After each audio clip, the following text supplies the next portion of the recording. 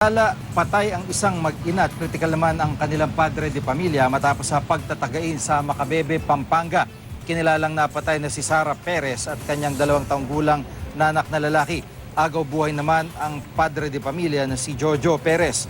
Base sa investigasyon ng mga pulis, nakikipag-inuman si Jojo sa kanyang 4 na kaibigan kagabi. Matapos ang inuman, nag-uwian ng 4 pero bumalik ang suspect na si Michael Lazaro sa kubo ng mga biktima. Pinasok umano ni Perez ang kubo at pinagtataga ang mga biktima. Kalauna inaresto ang suspect matapos ituro ng ibang kainuman.